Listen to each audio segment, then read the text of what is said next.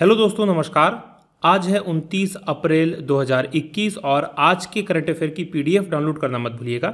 ये पीडीएफ आपको हमारे टेलीग्राम चैनल से मिल जाएगी, जिसकी लिंक नीचे डिस्क्रिप्शन में दी गई है। उसके अलावा ये पीडीएफ आपको हमारी एप्लीकेशन एग्जाम गुरुजी ऐप पर मिल जाएगी। इसे आप गूगल प्ले स्टोर से डाउनलोड कर सकते हैं। एग्जाम गुरुजी ऐप से ही आप एमपीपीएससी 2020 के लिए हिंदी माध्यम और इंग्लिश मीडियम के लिए नोट्स प्राप्त कर सकते हैं। 1299 और 1399 इनमें से कोई भी नोट्स लेते हैं तो ये टेस्ट सीरीज आपको फ्री मिलेगी।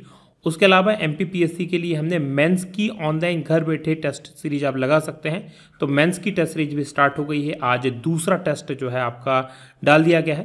पहला टेस्ट जिन्होंने भी अटेम्प्ट किया था सभी की कॉपी चेक होकर उनको सेंड कर दी गई है। आप अपनी कॉपी देख लीजिएगा। व्हाट्सएप पे अगर आपने सेंड की तो व्हाट्सएप पे आपको कॉपी मिली होगी या फिर आपको ऐप पर भी कॉपी मिल जाएगी। आगे बढ़ेंगे, बात करेंगे अब हम क्विक रिवीजन कल के पढ़े गए करंट अफेयर के प्रश्नों का। पहला प्रश्न कि भारत के पहले सौर अंतरिक्ष मिशन आदित्य L1 से प्राप्त होने वाले आंकड़ों के लिए कहाँ एक कम्युनिटी सर्विस सेंटर की स्थापना की गई है? तो ये हल्द्वानी उत्तराखंड में की गई है। दूसरा प्रश्न, विश्व के सबसे शक्तिशाली जलवायु परिवर्तन पूर्वानुमान सुपर कंप्यूटर का निर्माण कौन सा देश करेगा? तो माइक्रोसॉफ्ट के साथ मिलकर यूनाइटेड किंगडम करेगा। तीसरा प्रश्न है कि वैश्विक टीकाकरण अभियान की अगुवाई किसके द्वारा की जाएगी? तो इसकी अगुवाई डेविड बेकहम के द्वारा। चौथा प्रश्न है कि किस देश ने अपने पहले मंगल रोवर को प्राचीन अग्नि देवता के नाम पर जोरंग नाम दिया है? और ये नाम दिया गया है चाइना के द्वारा। पांचवा प्रश्न है कि कोरोना काल के बावजूद वित्त वर्ष 2020-21 में जैविक खाद्य उत्पादों का निर्यात कितना प्रतिशत बढ़ा है? तो ये 51% बढ़ा है। वहीं छठवें प्रश्न की बात होगी कि WHO की E2025 पहल किस रोग के उन्मूलन से संबंधित है? ये 25 देशों में मलेरिया के उन्मूलन से संबंधित है। सातवां प्रश्न है कि मेघालय ने कब तक हर घर में जल नल से जल पहुंचाने का लक्ष्य रखा है? दिसंबर 2022 में। और आठवां प्रश्न है कि आरबीआई ने निजी बैंकों के एमडी और सीईओ का कार्यकाल कब तक के लिए सीमित कर दिया है? अब 15 वर्ष से अधिकतम हो सकता है। नवा प्रश्न है कि किस टेनिस स्टार ने 12वां बार्सिलोना ओपन खिताब जीता है? और ये जीता राफेल नडाल ने। और 10वां प्रश्न है कि अंतर्राष्ट्रीय हॉकी महासंघ का पहला सीनियर विश्व हॉकी 5 साइड हॉकी इवेंट कहाँ आयोजित होगा? तो इसका आयोजन लुसाने में होगा, जो कि स्विट्जरलैंड में है। ये थे हमारे कल के पढ़े गए करंट अफेयर के प्रश्नों का क्विक रिवीजन। आगे बढ़ेंगे, आज के प्रश्नों की बात करेंगे। और आज के करंट अफेयर का पहला प्रश्न है कि 1 मई से कितनी आयु से अधिक आयु वर्ग के सभी लोगों के लिए कोविड वैक्सीनेशन की प्रक्रिया शुरू हो रही है? तो ये प्रक्रिया शुरू हो रही है 18 वर्ष से अधिक के लोगों के लिए, यानी कि बी ऑप्शन प्रश्न का सही उत्तर है। अब ये प्रश्न आज मेरा यहाँ रखने का विशेष उद्देश्य है क्योंकि हो सकता है ये प्रश्न परीक्षा में आए या ना आए, लेकिन आप सब लोग जो कि इस वीडियो को देख रहे हैं वो सब युवा हैं, 18 वर्ष से अधिक हैं। और अभी कोरोना महामारी जिस प्रकार से दुनिया भर में फैल रही है आप सभी को पता है, विशेषकर भारत में इसका क्या प्रभाव पड़ रहा है। तो आप सब लोगों से मैं निवेदन करूंगा कि ये वेबसाइट है www.cowin.gov.in। इस वेबसाइट के लिंक नीचे डिस्क्रिप्शन में भी आपको मिल जाएगी, कमेंट बॉक्स में भी मिल जाएगी। मेरा आपसे विशेष निवेदन है कि आप सब लोग यहां जाके रजिस्ट्रेशन करवा लें, क्योंकि बिना रजिस्ट्रेशन के आपको ये वैक्सीन नहीं मिलेगी। डिटेल देख लीजिए पहले, उसके बाद कैसे रजिस्ट्रेशन होगा वो भी मैं बताऊंगा। तो देश में 18 वर्ष से अधिक उम्र के जितने भी लोग हैं सभी के लिए कोविड टीकाकरण के पंजीयन की प्रक्रिया शुरू हो गई है और अधिकांश राज्यों ने इसको फ्री कर दिया है। टीकाकरण अभियान का तीसरा चरण 1 मई से शुरू होगा और इसके पंजीयन कोविन पोर्टल पर या आपके मोबाइल में अगर आरोग्य सेतु ऐप है या आपके पास उमंग ऐप है, यहाँ से भी आप रजिस्टर कर सकते हैं। इस चरण में वैक्सीन निर्माता मासिक कोटे की, यानी एक वैक्सीन निर्माता जितनी भी वैक्सीन बनाता है उसकी 50% केंद्र सरकार को देगा और बाकी आपूर्ति जो है वो 50% राज्यों को दे सकता है और खुले बाजार में भी वो उसको ले जा सकता है। अब मैं आपको बताऊंगा कि ये cowin.gov.in पर आप अपना रजिस्ट्रेशन कैसे कर सकते हैं और 2 से 3 मिनट से ज़्यादा का समय इसमें नहीं लगने वाला है। तो आप अपना क्या करें, कोई भी मोबाइल में आप वीडियो देख रहे हो मोबाइल में ही आप ओपन कर लें एक वेबसाइट का नाम है cowin.gov.in। यहाँ पर आप देखेंगे cowin.gov.in भारत सरकार की वेबसाइट है और इस वेबसाइट पे आपको ऐसे मोदी जी मुस्कुराते हुए मिल जाएंगे। अब इस वेबसाइट में आप यहाँ पर देखेंगे ये जो ऑप्शन आ रहा है, यहाँ पर register and sign in yourself का ऑप्शन आ रहा है। यहाँ पर आप क्लिक करेंगे और क्लिक करने के बाद में आपको ये विंडो ओपन होगी। इस विंडो में यहाँ पर आप अपना मोबाइल नंबर डालेंगे। जैसे ही आप अपना मोबाइल नंबर डालेंगे और गेट OTP के लिए क्लिक करेंगे तो आपको आपके पास एक OTP आ जाएगा। उस OTP को डालने के बाद आप क्या कर सकते हैं, आप खुद को वहाँ पर रजिस्टर कर सकते हैं। खुद का नाम लिखना होगा, आपकी डेट ऑफ बर्थ नहीं लिखनी होगी, केवल ईयर ऑफ बर्थ लिखना होगा।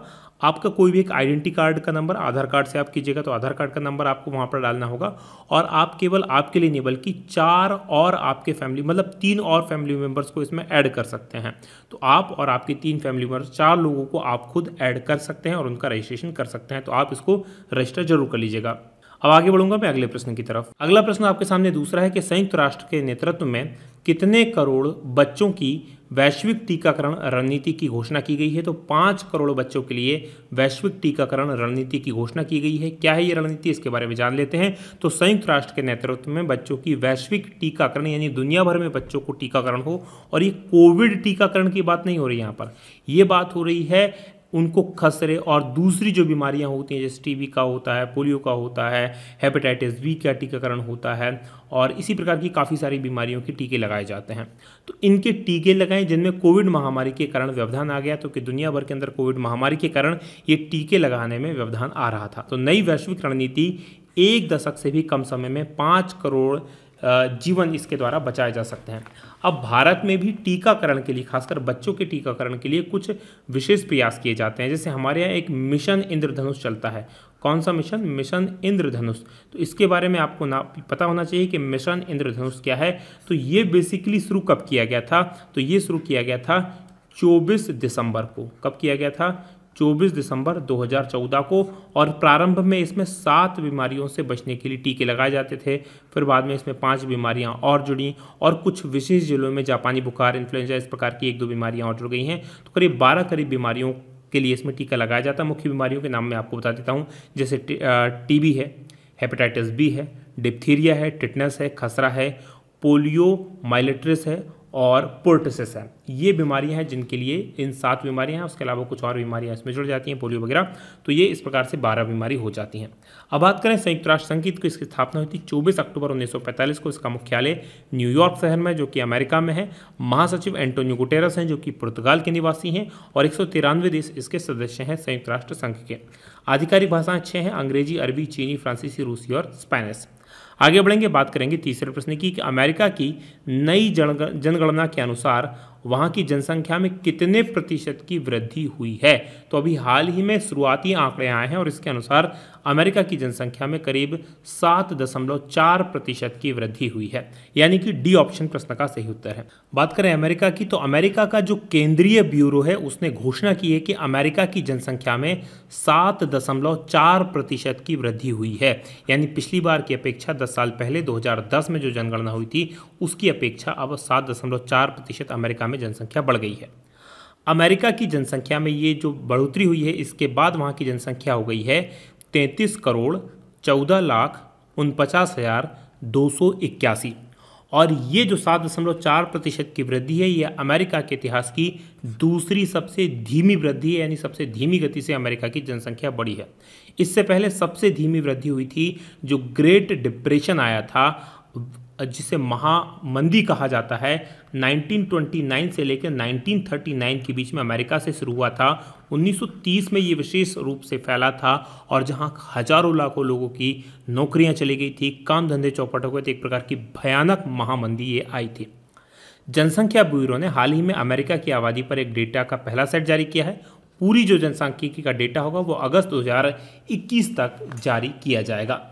अब भारत की जनसंख्या की अगर मैं आपसे जनगणना की बात करें तो 2021 में भारत की भी जनगणना होनी है, और लेकिन कोविड के कारण उसे आगे बढ़ा दिया गया है। 136 से 137 करोड़ के बीच में भारत की जनसंख्या है। यानी अमेरिका से लगभग 100 करोड़ ज़्यादा लोग भारत में रहते हैं।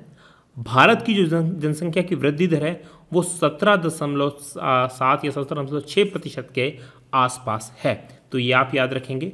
और भारत के एक महान जनगणना विभाजक वर्ष जो माना जाता है वो माना जाता है 1921 को, क्योंकि 1921 में भारत की जनसंख्या 0.31% कम हो गई थी। क्या हो गई थी? कम, यानी कि माइनस में जनसंख्या वृद्धि दर्ज की गई थी। उससे पहले या तो माइनस में होती थी या प्लस में होती थी, लेकिन 1921 के बाद से लगातार जनसंख्या वृद्धि प्लस में ही रही है। आगे बढ़े, बात करें संयुक्त राज्य अमेरिका की। यहाँ की राजधानी वॉशिंगटन डीसी है, राष्ट्रपति यहाँ के जो बिडेन है और मुद्रा यहाँ की अमेरिकन डॉलर है। एक और बात मैं आपको बता दूं कि अमेरिका में जो हर साल चुनाव होते हैं उसमें जनगणना का विशेष महत्व होता है। जनगणना के हिसाब से ही वहाँ पर हर 10 साल में क्या बढ़ा दी जाती हैं, सीटें बढ़ा दी जाती हैं। तो ये भी आपको याद रखना है। अब मैप में अमेरिका चलिए चलते हैं। तो जैसा कि आप स्क्रीन पर देख पा रहे हैं हमारा भारत, और हमारे भारत से अगर आपको अमेरिका जाना है तो मूव करना पड़ेगा भारत के जस्ट अपोजिट साइड पीछे की तरफ। तो आप देखेंगे ये भारत है, भारत से जस्ट पीछे देखिए तो ये आपको दिखाई देगा अमेरिका। अमेरिका नॉर्थ अमेरिका महाद्वीप का एक हिस्सा है, ये आपको पता होना चाहिए। ये ब्लू कलर का जो देश दिखाई दे रहा है ये अमेरिका है। अमेरिका के ऊपर कनाडा की सीमा है, नीचे मैक्सिको की सीमा है। इस तरफ देखेंगे तो नॉर्थ अटलांटिक महासागर है और इस तरफ पैसिफिक ओशन है। अमेरिका का ही एक राज्य है अलास्का, ये अलास्का है।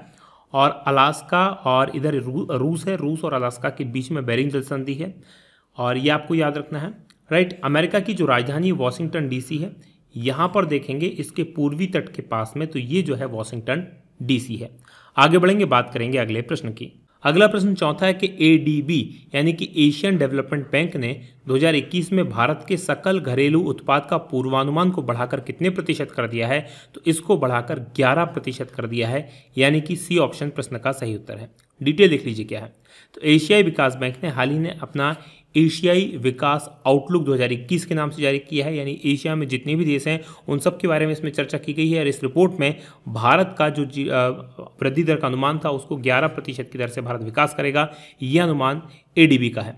एडीबी ने कोविड-19 के खिलाफ लड़ने के लिए भारत को भी हाल ही में 1.5 बिलियन अमेरिकी डॉलर की सहायता की भी घोषणा की है, सहायता प्रदान की है, ये भी आपको याद रखना है। और एडीबी के अनुसार दक्षिण एशिया में 2021 में 5% की वृद्धि की उम्मीद की जा रही है। जबकि चाइना की जीडीपी की बात करें तो 2021 में 1% की वृद्धि से बढ़ेगी और 2022 में 5.5% की वृद्धि का अनुमान एडीबी ने चाइना के लिए लगाया है। बात करें एशियाई विकास बैंक की तो इसका मुख्यालय मनीला में है, जो कि फिलीपींस की राजधानी है और स्थापना हुई थी 16 दिसंबर 1966 को। 68 देश इसमें अभी सदस्य हैं। बात पांचवें प्रश्न की करेंगे, सिप्री। इसके अनुसार साल 2020 में सबसे बड़ा सैन्य खर्च करने वाला देशों में भारत का स्थान कौन सा है? तो इसमें जो भारत का स्थान है वो तीसरा है। सिप्री क्या है याद रखिएगा, Stockholm International Peace Research Institute, इसको शॉर्ट में सिप्री कहा जाता है। डिटेल लिख लीजिए क्या है। तो Stockholm International Peace Research Institute SIPRI, इसने अभी रिपोर्ट जारी की है 2020 के लिए। आपको अगर 2020 याद हो तो दुनिया भर में मार्च के महीने से जनवरी फरवरी मार्च, ये 3 महीने के से ही सुकून से गुजरे थे भारत में। चाइना में, अमेरिका में फरवरी मार्च से ही चीज़ें चालू हो गई थी कोविड की। लेकिन इस कोविड काल में भी भारत में 2019 की अपेक्षा 2020 में सैन्य खर्च में बढ़ोतरी हुई है। करीब 2% की बढ़ोतरी हमने की है और उसका मुख्य कारण क्या रहा है? पिछले दिनों पाकिस्तान के साथ जो टेंशन हुई है, फिर चीन के साथ जो भारत की टेंशन बढ़ी है, उन्हीं सब चीज़ों के मद्देनजर, राइट। तो 2020 में भारत दुनिया का तीसरा सबसे बड़ा सैन्य खर्च करने वाला देश रहा है। पहले नंबर पर कौन है? तो पहले नंबर पर हमेशा की तरह अमेरिका है, क्योंकि अमेरिका केवल अपने देश की रक्षा नहीं करता बल्कि दूसरे देशों में भी अपनी चौधराहट दिखाता है। इस चक्कर में अमेरिका का सैन्य खर्च हमेशा ज़्यादा रहता है। दूसरे नंबर पर चाइना है। 2020 में अमेरिका का जो सैन्य खर्च था 778 अरब डॉलर था। चाइना का अब देखिए कितना बड़ा डिफरेंस है, 252 अरब डॉलर, और भारत का मात्र 72.9 अरब डॉलर। तो भारत और चाइना के अगर सैन्य खर्च में आप देखेंगे तो करीब 10 गुना का अंतर है, जबकि आबादी भारत में जो है वो करीब 4 से 5 गुना ज़्यादा है अमेरिका के अनुपात में, राइट। अब बात करेंगे हम अगले प्रश्न की, जो कि 6वां प्रश्न है कि डीआरडीओ ने हवा से हवा में मार करने वाली किस मिसाइल का सफल परीक्षण किया है? और इस मिसाइल का नाम है पाइथन 5, यानी कि ए ऑप्शन प्रश्न का सही उत्तर है। डिटेल लिख लीजिए क्या है। तो डीआरडीओ यानी कि defence research and development organisation ने हवा से हवा में मार करने वाली मिसाइल है पाइथन 5, इसका सफल परीक्षण किया है।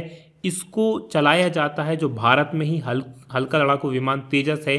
तेजस जो कि स्वदेश निर्मित विमान है, इसकी हवा से हवा मार करने की क्षमता 5वीं पीढ़ी की जो पाइथन 5 है इसको जोड़ा गया है इसमें, तो इसके लिए काफ़ी उपयोगी होगी और इस मिसाइल का परीक्षण गोवा में किया गया है। बात DRDO की करें यानी कि defence research and development organisation की 1958 में स्थापना हुई थी। जी सतीश रेड्डी इसके अध्यक्ष और मोटो है वलस्य मूलम विज्ञानम, strength origin is in science.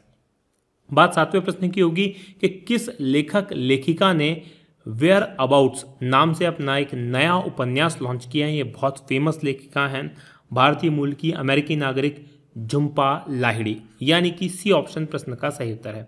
Detail लिख लीजिए क्या है। तो प्रसिद्ध अमेरिकी लेखक झुम्पा लाहिड़ी, इन्होंने वेयर अबाउट्स नाम का एक नया उपन्यास लॉन्च किया है। ये एक्चुअल में नया उपन्यास नहीं है, इन्हीं की एक इतावली उपन्यास था आयर्स डोवे मी ट्रोवो। मुझे नहीं पता इसका मैंने जो प्रोनाउंसिएशन किया है कितना सही है कितना गलत है, मुझे इतावली नहीं आती है, आपको कोई आती हो तो आप बता दीजिएगा। तो इसी उपन्यास का अंग्रेजी अनुवाद है जिसे लेखक झुम्पा लाहिड़ी ने लिखा था और 2018 में प्रकाशित किया गया था, राइट। और ये किताब जो है एक 45 साल की एक महिला के बारे में है। वह अपने जीवन के गौरव, पिछले भविष्य की पिछला और आने वाले समय की जिंदगी, रिश्ते और रिश्तों के बोझ के बारे में ये कहानी दिखाता है। बात करेंगे 8वें प्रश्न की कि केंद्रीय पंचायती राज मंत्रालय की ई पंचायत पुरस्कार 2021 की श्रेणी 1 में प्रथम पुरस्कार किस राज्य ने जीता है। तो इसमें जो प्रथम पुरस्कार जीता है वो जीता है उत्तर प्रदेश ने, यानी कि बी ऑप्शन प्रश्न का सही उत्तर है। डिटेल लिख लीजिए क्या है। तो केंद्रीय पंचायती राज मंत्रालय ने 3 अलग अलग कैटेगरीज में ई पंचायती राज पुरस्कारों की घोषणा की और उत्तर प्रदेश सरकार ने श्रेणी 1 में पहला स्थान प्राप्त किया। उसके बाद असम और छत्तीसगढ़ दूसरे स्थान पर रहे और तीसरे स्थान पर उड़ीसा और तमिलनाडु रहे। जो केंद्रीय पंचायती राज मंत्रालय है वो हर साल राज्यों को पुरस्कृत करता है जो ग्राम पंचायतों के कार्यों पर नजर रखने के लिए सूचना प्रौद्योगिकी का अधिकतम उपयोग करती हैं ऐसी राज्यों को। बात उत्तर प्रदेश की करें, यहाँ की राजधानी लखनऊ है, मुख्यमंत्री योगी आदित्यनाथ हैं और राज्यपाल यहाँ की आनंदीबेन पटेल हैं। बात 90वें प्रश्न की होगी कि टाइम मैगजीन की 100 सबसे प्रभावशाली कंपनियों की पहली सूची में कौन सी भारतीय कंपनियां शामिल की गई हैं। तो 2 भारतीय कंपनियों को इसमें जगह मिली है, एक है जियो और दूसरी है बाइजू, यानी कि डी ऑप्शन प्रश्न का सही उत्तर है। डिटेल लिख लीजिए क्या है। तो टाइम मैगजीन ने दुनिया की 100 सबसे ज़्यादा प्रभावशाली कंपनियों की एक सूची जारी की है और इस सूची में 2 भारतीय कंपनियों को शामिल किया गया है। एक है रिलायंस इंडस्ट्रीज ग्रुप की टेक्नोलॉजी यूनिट जियो प्लेटफॉर्म्स, याद रखिएगा रिलायंस को शामिल नहीं किया गया, जियो को शामिल किया गया है। और ऑनलाइन शिक्षा देने वाली स्टार्टअप कंपनी बाइजू जो कि दुनिया का सबसे बड़ा एडटेक स्टार्टअप है, राइट। और इस लिस्ट में जियो प्लेटफॉर्म्स को इनोवेटिव कंपनियों की श्रेणी में रखा गया है और जियो के साथ साथ जिन कंपनियों को रखा गया है वो जूम है, एडिडास है, टिकटॉक है, आइकिया, मॉडर्ना, नेटफ्लिक्स। इसके अलावा बाइजू को जो है टेस्ला, हुआवी, इस प्रकार की कंपनियों की श्रेणी में रखा गया है। बात करेंगे 10वें प्रश्न की कि किस भाषा और राज्य के जाने माने लेखक मनोज दास का निधन हो गया। पुडुचेरी में इनका निधन हो गया और ये जो थे उड़ीसा के रहने वाले थे, उड़ीसा का जन्म था, उड़िया भाषा के लेखक थे, साथ में अंग्रेजी में भी लिखते थे। डिटेल लिख लीजिए क्या है। तो उड़िया भाषा एक्चुअल में उसके जाने माने लेखक मनोज दास, इनका 27 अप्रैल को पुडुचेरी में निधन हो गया। 87 वर्ष की इनकी आयु थी। 1934 में उड़ीसा में जन्म हुआ था। उड़िया और अंग्रेजी दोनों भाषाओं में इन्होंने अपने साहित्य की रचना की है और काफ़ी अच्छा साहित्य लिखा है। शिक्षा और दर्शन में इनके योगदान के लिए इन्हें वर्ष 2001 में पद्मश्री और 2020 में पद्म भूषण से भी सम्मानित किया गया था।